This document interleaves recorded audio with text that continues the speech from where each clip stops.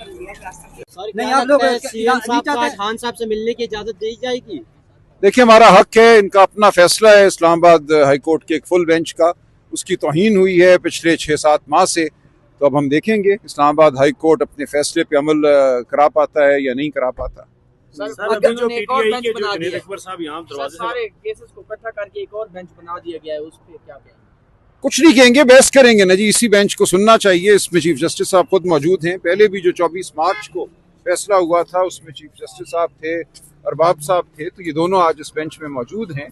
और ये फैसला किसी बेंच का नहीं होता, फैसला अदालत का होता है, कोर्ट का होता है। इस्लामाबाद हाई कोर्ट के फुल बेंच का एक फैसला है जिस पे अमल नहीं हुआ, जिसको रद्दी की टोकरी में डाला गया है इंतजामिया की जानिब से पिछले 7 माह। राजा साहब, पहले भी फैसले मौजूद हैं आपकी मुलाकातों के हवाले से इसी अदालत से। आज क्या फैसला होगा कि इस फैसले के ऊपर भी कोई अमल दरामद होगा या कोई खास फैसला आएगा? नहीं, ठीक कह रहे हैं, फैसला तो जज कागज पे लिखते हैं, अदालत में सुनाते हैं, उस पर अमल नहीं होता। तो करना तो यही चाहिए अदालत को, जिन लोगों ने अमल नहीं किया उनको बुलाएं और उनको सजा दें। कानून में इसकी सजा है, उनको जेल जाना चाहिए।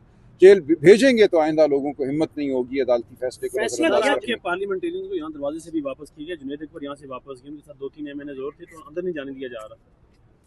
देखिए, खुली अदालत में तो हर एक का हक होता है कि वो आए। अगर ये समझते हैं कि एमएनएज कोई ऐसा ग्रुप है जिसको अदालत में नहीं आने देना, तो ये एक अफसोसनाक अमल है। ये आइन कानून इमरान खान से अगर मुलाकात नहीं होती थी कि तमाम पार्लियामेंटेरियंस जो हैं, जब भी मेरा केस की समाअत होगी तो वो बाहर आएंगे। यहाँ पे तो कोई पार्लियामेंटेरियन 1-2 आए हैं, वो भी वापस चले गए। जो रुपोश हैं वो भी आएंगे? नहीं, रुपोश का तो मुझे नहीं पता वो क्यों आएंगे, लेकिन देखिए आज सच ये खान साहब का केस नहीं है।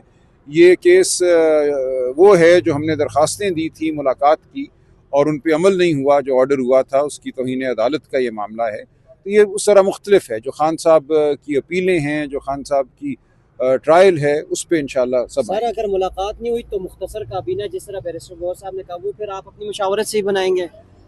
देखिए, इंशाल्लाह मुलाकात होगी। मैं इस बारे में कुछ नहीं कहूँगा, ये इस्तेकाक है वज़ीर आला खैबर पख्तूनख्वा का, वो खुद अपने फैसले करेंगे। आप लोग अवामी राब्ता मुहिम की आपने कल बात की कि हम अवामी राब्ता मुहिम जी, ये तो हम करते ही हैं ना जी, ये तो हम करते ही रहेंगे और करते ही हैं। कल मैं कराची था, वहाँ बड़ी अच्छी मुलाकातें हुई, मैं और जगहों पे भी जाऊंगा। तो देखिए, अवामी राब्ता तो एक सियासी पार्टी का काम है कि अवाम से वो राब्ता रखें, हम वो जारी रखें। आखिरी मरतबा फैसल मलिक की मुलाकात हुई थी, उन्होंने कहा था अहम इंस्ट्रक्शन जो है वो इमरान खान साहब ने सलमान अकरम राजा के लिए मुझे दिए हैं, आप तक पहुंचाई गई होंगी। जी, वो आगे पार्टी की जो केपी असम्बली की कबीना है उसके लिए कोई आगे बात बढ़ रही है?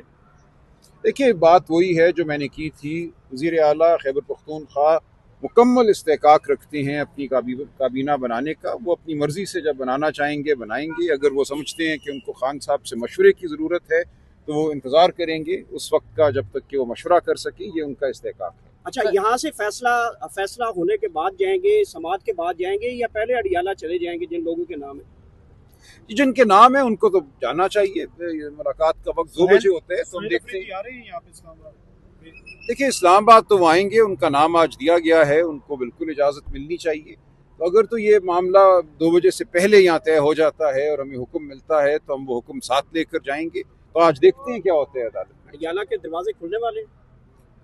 देखिए, हम तो उम्मीद करते हैं कि कानून और आइन के मुताबिक खुलें। जो हमारा हक है खान साहब से मुलाकात का वो हो, और बिलाखिर बहुत जल्द खान साहब आज़ाद हों, उनके खिलाफ तमाम मुकदमात लग़्व हैं, उनकी अपील सुनी जाए और खान साहब को रिहाई मिले। महमूद अचकज़ई के लिए नामजद किया गया है और 74 अरकान के साथ दरख्वास्त भी जमा करा दी गई है, लेकिन सर ये वो आज़ाद अरकान है, तो क्या इसके आगे स्पीकर इसके ऊपर अमल दरामद करेंगे? क्या आगे हो सकता है कानूनी कार्रवाई?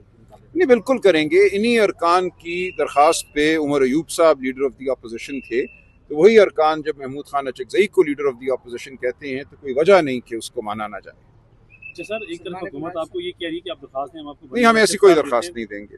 अच्छा, ये बताइएगा कि सर 1 साल पहले खान साहब को तमाम ऑप्शन दिए गए थे जब आप लोग यहाँ पे 26 नवंबर का लॉन्ग मार्च लेके आए थे, और फिर खबरें आई कि खान साहब को बनीगाला की ऑफ़र है, फिर जो गलियात की ऑफ़र मिली, फिर केपी के हाउस की ऑफ़र मिली। 1 साल बाद दोबारा नवंबर आ चुका, कोई ऑफ़र्स हैं इस तरह की? अभी नहीं, मेरे इल्म में नहीं है। जो बात आपने कही है कि डॉक्टर फजल चौधरी ने कुछ कहा है, उसके अलावा मेरे इल्म में कुछ नहीं है। मेहरबानी, शुक्रिया।